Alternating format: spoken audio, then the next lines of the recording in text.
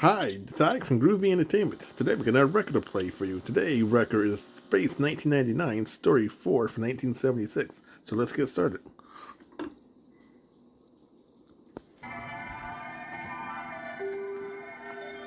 Adrift in the great void of space, the personnel on Moonbase Alpha have experienced so much that is strange and inexplicable. They have become accustomed to expecting the unexpected. Paul, did you hear that? You hear what? I don't hear anything unusual. A sort of strange, haunting music. It's been coming in on an interstellar frequency, softly intermittent, but at regular intervals, as though it were a message, perhaps a call for help. The mind can play some strange tricks up there in space, Sandra. I know, but Especially when you're monitoring communications hour after hour and getting nothing but random signals from distant radiation sources. You get that homesick feeling and begin to imagine you're back on Earth again, listening to your favorite... Paul, listen, there it is again.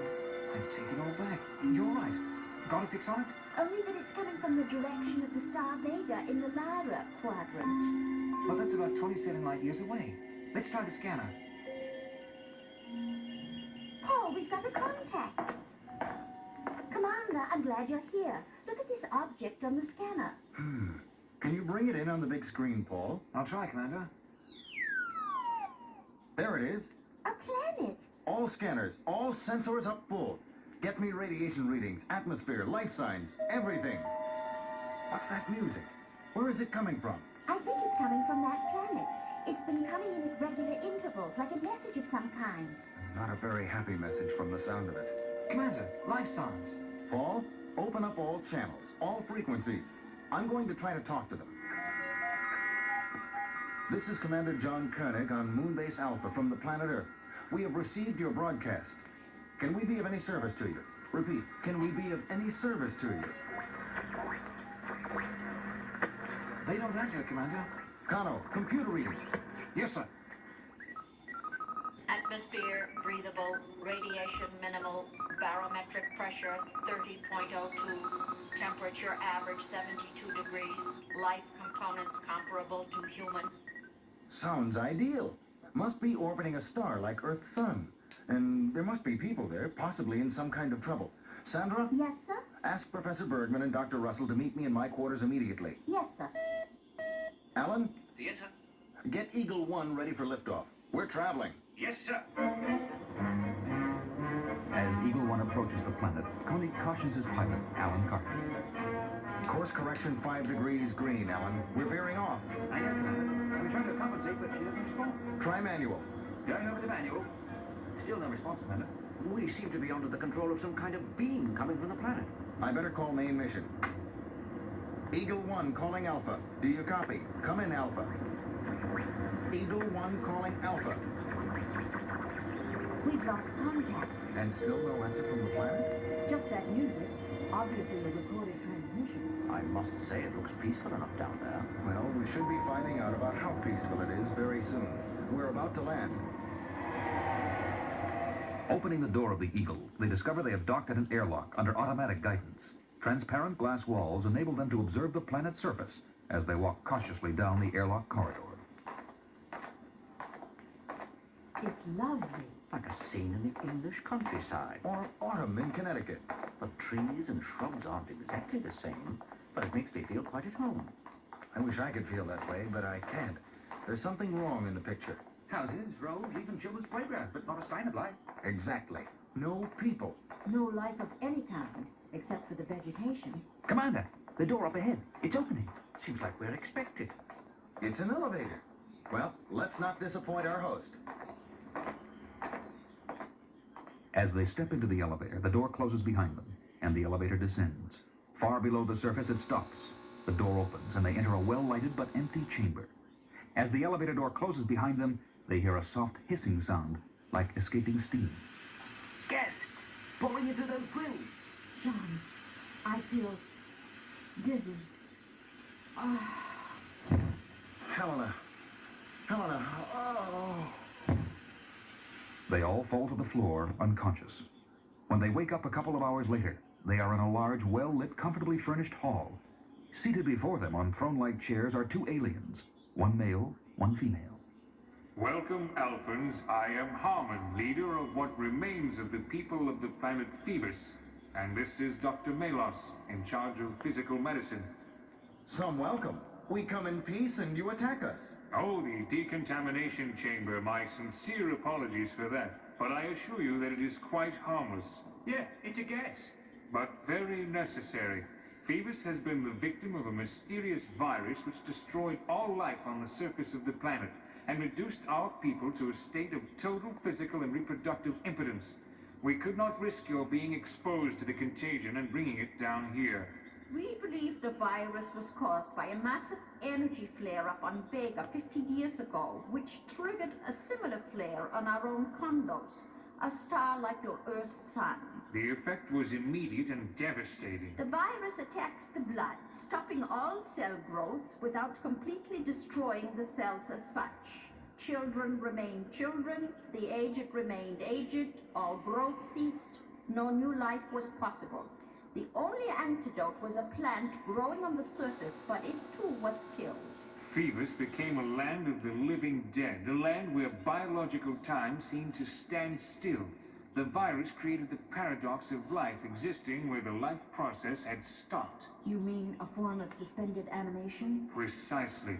Thousands did in fact die, but several hundred survived in that condition. Dr. Melos and I have not dared go to the surface for 20 years. But where are they, these others you speak of? Come, we will show you. They enter a huge chamber containing several hundred individual glass cubicles. Inside each cubicle, one of the living dead of Phoebus. Amazing. They seem to be in perfect condition, children and adults alike. These were the last to succumb. Many of them are, or were, among our best scientists, and helped build the airlock and other anti-contamination devices before they were stricken. For our survival, it is necessary that we release them from this biological time trap. That is why we sent our message. Then that music was a call for help. Yes, and we are glad that you answered our call. Why didn't you send your message in words? How could you be sure a musical message would be understood? Because humans are curious by nature. They must explore the unexplored, understand the inexplicable. We knew you were near and wouldn't be able to resist the temptation to solve the mystery of Phoebus. Also, if we had set up word communication, there would have been too many questions, and we do not like to lie. Lie? Lie about what? Commander, I shall get right to the point. In order to restore my people to their normal condition, it is necessary for them to have a total blood exchange. Blood exchange? You mean with us? That would kill us. Unfortunate, but true. What kind of people are you? You say you don't like to lie, but you wouldn't hesitate to kill for your own purposes. What kind of morality is that? Listen, Commander, there is no need for you and your friends here to die. There is a way out for you. A way out? Just give the order to all those on Moonbase Alpha to come here. That would give us a sufficient supply of... You pride yourselves on your understanding of humans, but you understand nothing. You will not cooperate? Not on your life. Let's take him, Commander, when I give the word. Not on my life, indeed. It is your life that is at stake. You have no weapons. We saw to that. And you are completely in our power. We have no choice but to use you to restore 4 of our... Now, Commander! Carter and Koenig leap toward Harmon, but before they can reach him, they are stunned by laser guns fired by Dr. Melos and Harmon simultaneously. Helena and Victor move to help them, but they too are struck down. When they regain consciousness, all 4 find themselves strapped down on operating tables next to 4 of the glass cubicles.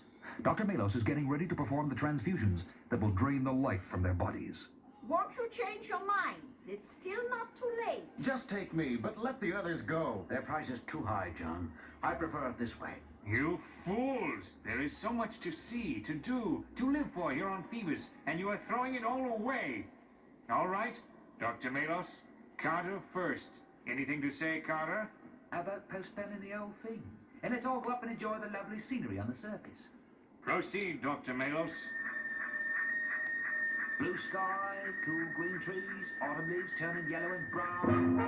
Yellow and brown. Yellow and brown. Dr. Melos, do you know what that means? Stop all procedures until I return. Return? Return from where? From my first look at the surface in 20 years. Later, in Eagle 1 on the way back to Alpha.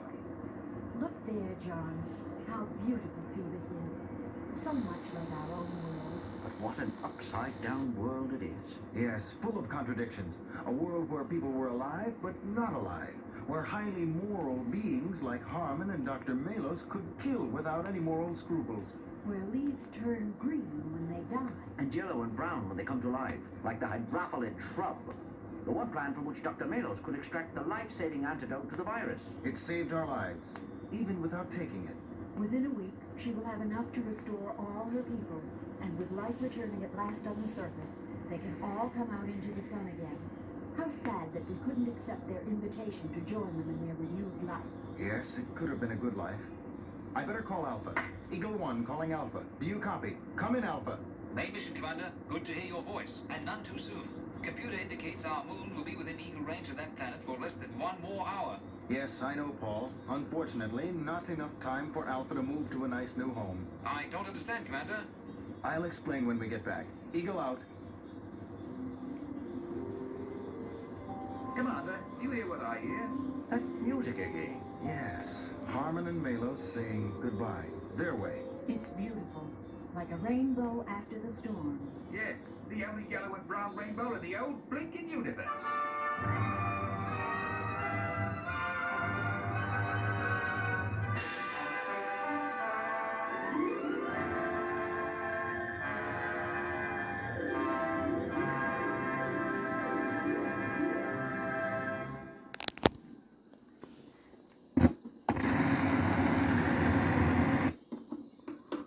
So, that was Space 1999, Story 4 from 1976. So if you like, subscribe, share, and comment, and have a groovy day with another video coming out real soon.